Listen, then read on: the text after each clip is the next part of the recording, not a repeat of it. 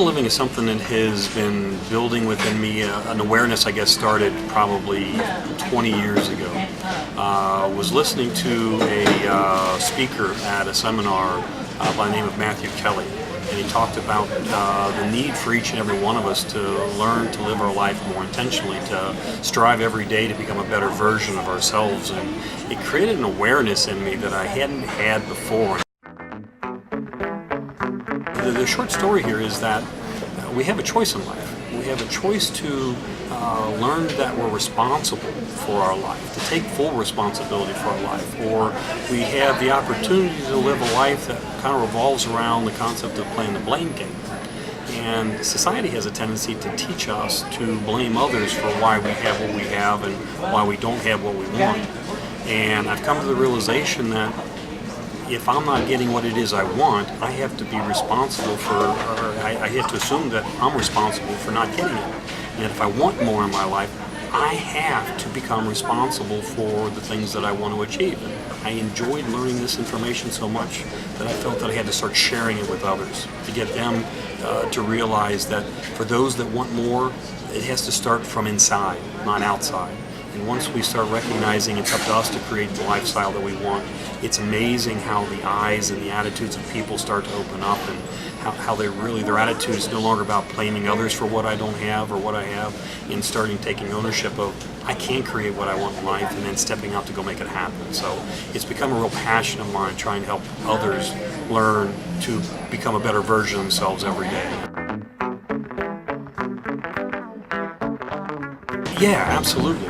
It's the problem is if we don't take ownership, if we don't accept full responsibility for our situation, we'll rarely, if ever, get what the things that we want. It becomes out of pure circumstance that things might develop. But once we start taking ownership, recognizing what it is we do want in our lives, recognizing that we can achieve the passion that we want to have, it's amazing how things start to snowball.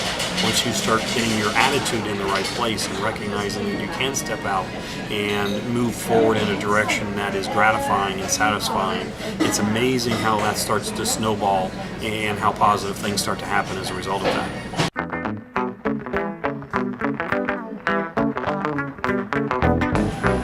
My experience is that the vast majority of population does not set goals. There's a couple of things I think holds people back. First, I think there's a vast majority of society really doesn't understand the principles of setting goals.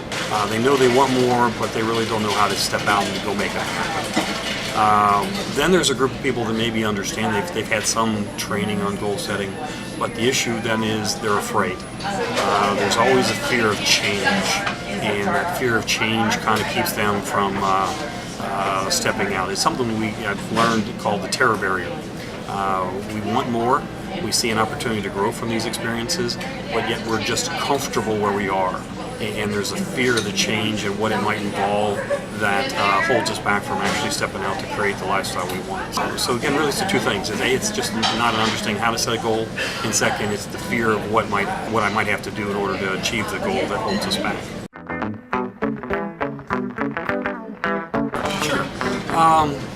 There's a concept called the compound effect, and the compound effect very simply is making small, smart steps, doing it consistently over a long enough period of time to achieve the results that we want.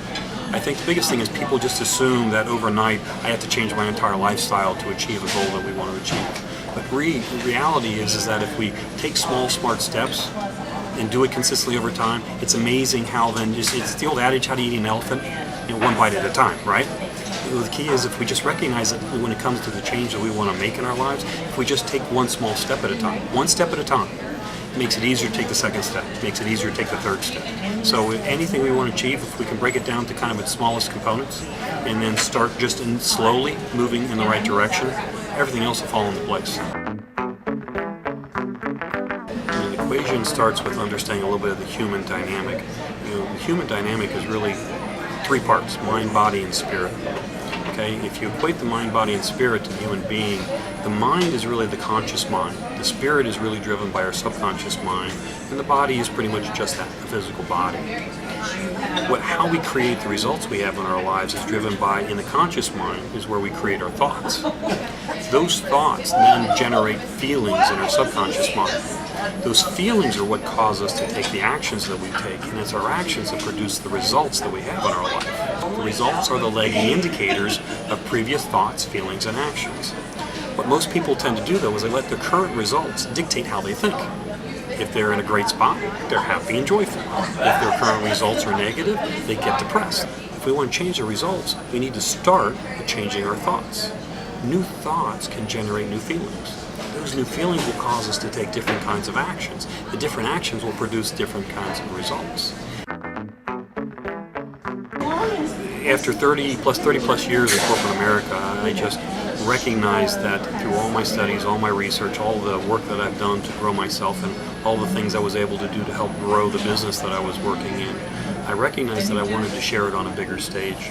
And working for one company didn't allow me to serve as many people as I wanted to. So I started in 2012 Compass Development Group, and I chose the compass because just the imagery of what a compass does, it helped us find our direction in life.